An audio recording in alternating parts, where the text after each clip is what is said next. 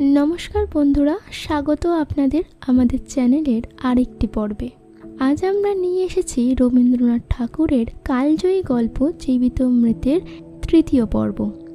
আগের পর্ব যারা দেখেছেন তারা জানেন, আর যারা এই প্রথমবার শুনছেন নিচে দেওয়া লিঙ্কে আগের পর্বগুলি তারা অবশ্যই দেখে নেবেন।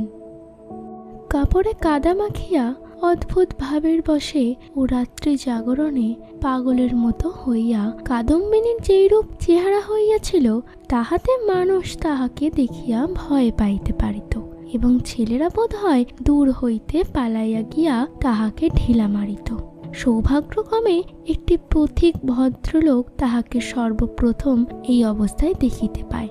সে আসিয়া কহিল, মা, তোমাকে ভদ্রকুলের বধূ বলিয়া বোধ হইতেছে। তুমি এই অবস্থায় একলা পথে কোথায় চলিয়াছ? কাদম্বিনী প্রথমে কোনো উত্তর না দিয়া তাকাইয়া রহিল। হঠাৎ কিছুই ভাবিয়া পাইল না। সে যে সংসারের মধ্যে আছে, তাহাকে যে ভদ্রকুল বধূর মতো দেখাইতেছে, গ্রামের পথে পথিক তাহাকে যে প্রশ্ন জিজ্ঞাসা করিতেছে, এ সমস্তই তাহার কাছে অভাবনীয় বলিয়া বোধ হইল। পথিক তাহাকে পুনশ্চ কহিল, চলো মা, আমি তোমাকে ঘরে পৌঁছাইয়া দিই। তোমার বাড়ি কোথায় আমাকে বলো। কাদম্বিনী চিন্তা করিতে লাগিল। শ্বশুর বাড়ি ফিরিবার কথা মনের স্থান দেওয়া যায় না, বাপের বাড়ি তো নাই। তখন ছেলেবেলায় সইকে মনে পড়িল। সই যোগমায়ার সহিত যদিও ছোটবেলা হইতেই বিচ্ছেদ, তথাপি মাঝে মাঝে চিঠিপত্র চলে। একসময় রীতিমতো ভালোবাসার লড়াই চলিতে থাকে। কাদম্বিনী জানাইতে চাহে ভালোবাসা তাহার দিকে প্রবল। যোগমায়া জানাইতে চাহে কাদম্বিনী তাহার ভালোবাসার যথোপযুক্ত প্রতিদান দেয় না। কোনো সুযোগে একবার উভয়ে মিলন হইতে পারিলে যে এক দণ্ড কেহ কাহাকে চোখের আড়াল করিতে পারিবে না, এই বিষয়ে কোনো পক্ষেরই কোনো সন্দেহ ছিল না। কাদম্বিনী ভদ্রলোকটিকে কহিল, নিশিন্দাপুরে শ্রীপতি চরণবাবুর বাড়ি যাইব। পথিক কলিকাতায় যাইতেছিলেন। নিশিন্দাপুর যদিও নিকটবর্তী নহে, তথাপি তাহার গম্য পথেই পড়ে। তিনি স্বয়ং বন্দোবস্ত করিয়া কাদম্বিনীকে শ্রীপতি চরণবাবুর বাড়ি পৌঁছাইয়া দিলেন। দুই সইয়ের মিলন হইল। প্রথমে চিনিতে একটু বিলম্ব হইয়াছিল, তারপরে বাল্য সাদৃশ্য উভয়ের চক্ষে ক্রমশই পরিস্ফুট হইয়া উঠিল। যোগমায়া কহিল, ও মা, আমার কি ভাগ্য! তোমার যে দর্শন পাইব এমন তো আমার মনেই ছিল না। কিন্তু ভাই, তুমি কি করিয়া আসিলে? তোমার শ্বশুরবাড়ির লোকেরা যে তোমাকে ছাড়িয়া দিল। কাদম্বিনী চুপ করে রইল। অবশেষে কহিল, ভাই, শ্বশুরবাড়ির কথা আমাকে জিজ্ঞেস করিও না।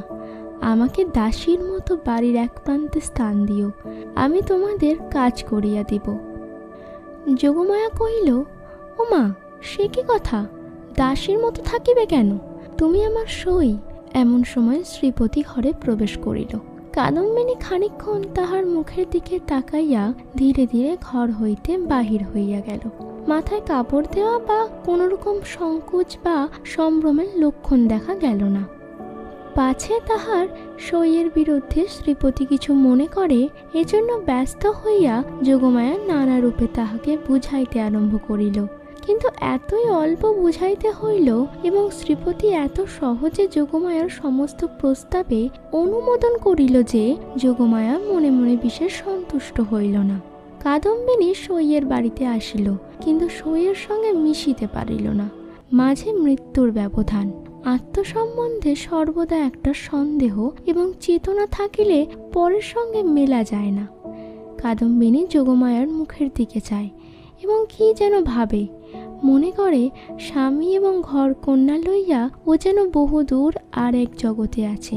স্নেহ, মমতা এবং সমস্ত কর্তব্য লইয়া ও যেন পৃথিবীর লোক, আর আমি যেন শূন্য ছায়া।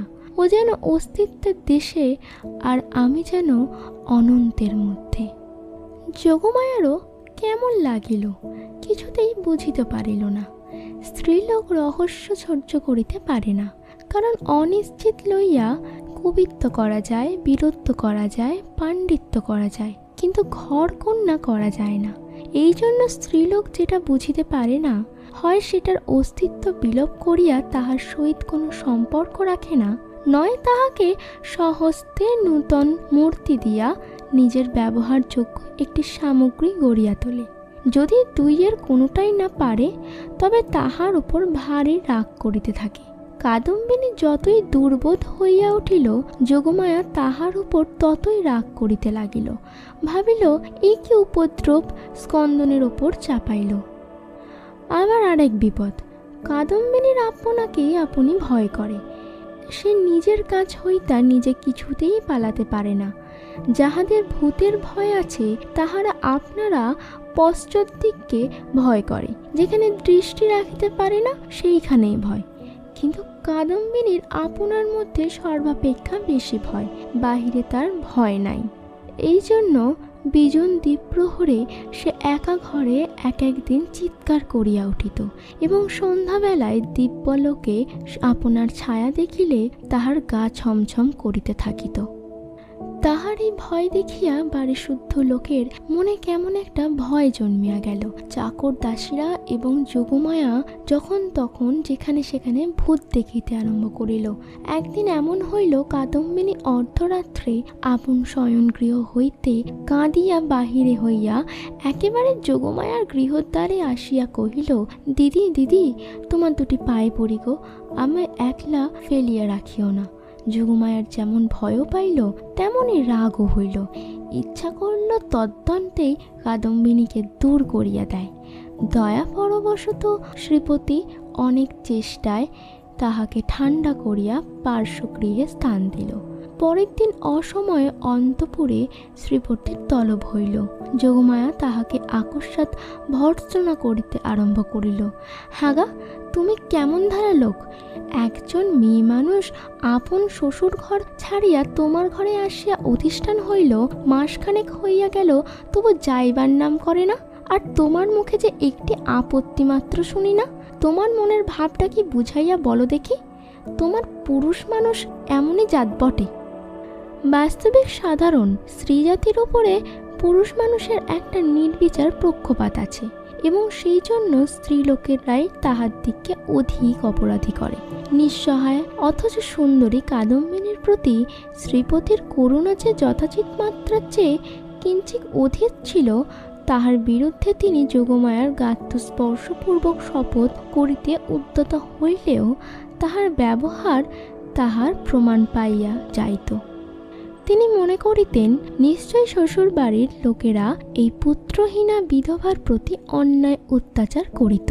তাই নিতান্ত সহ্য করিতে না পারিয়া পালাইয়া কাদম্বিনী আমার আশ্রয়ে লইয়াছে। যখন ইহার বাপ মা কেহই নাই, তখন আমি ইহাকে কি করিয়া ত্যাগ করি?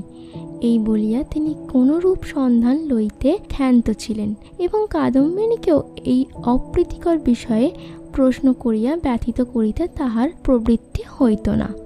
তখন তাহার স্ত্রী তাহার অসর কর্তব্য বুদ্ধিতে নানান প্রকার আঘাত দিতে লাগিল। কাদম্বিনীর শ্বশুর বাড়িতে খবর দেওয়া যে তাহার গৃহের শান্তি রক্ষার পক্ষে একান্তই আবশ্যক, তাহা তিনি বেশ বুঝিতে পারিলেন। অবশেষে স্থির করিলেন, হঠাৎ চিঠি লিখিয়া বসিলে ভালো ফল নাও হইতে পারে। অতএব রানীহাটে তিনি নিজে গিয়া সন্ধান লইয়া যাহা কর্তব্য স্থির করিবেন। শ্রীপতি তো গেলেন। এদিকে যোগমায়া আসিয়া কাদম্বিনীকে কহিল, সই, এখানে তোমার আর থাকা ভালো দেখাইতেছে না, লোকে কি বলবে? কাদম্বিনী গম্ভীরভাবে যোগমায়ার মুখের দিকে তাকাইয়া কহিল, লোকের সঙ্গে আমার সম্পর্ক কি? যোগমায়ার কথা শুনিয়া অবাক হইয়া গেল। কিঞ্চিৎ রাগিয়া কহিল, তোমার না থাকে, আমাদের তো আছে। আমরা পরের ঘরের বধূকে কি বলিয়া আটক করিয়া রাখিব? কাদম্বিনী কহিল, আমার শ্বশুর বাড়ি কোথায়? যোগমায়া ভাবিল, মরণ, পোড়া কপালে বলে কি? কাদম্বিনী ধীরে ধীরে কহিল, আমি কি তোমাদের কেহ? আমি কি পৃথিবীর? তোমরা হাসিতেছ, কাঁদিতেছ, ভালোবাসিতেছ, সবাই আপন আপন লইয়া আছো। আমি তো কেবল চাহিয়া আছি। তোমরা মানুষ আর আমি ছায়া। বুঝিতে পারি না ভগবান আমাকে তোমাদের এই সংসারের মাঝখানে কেন রাখিয়াছেন।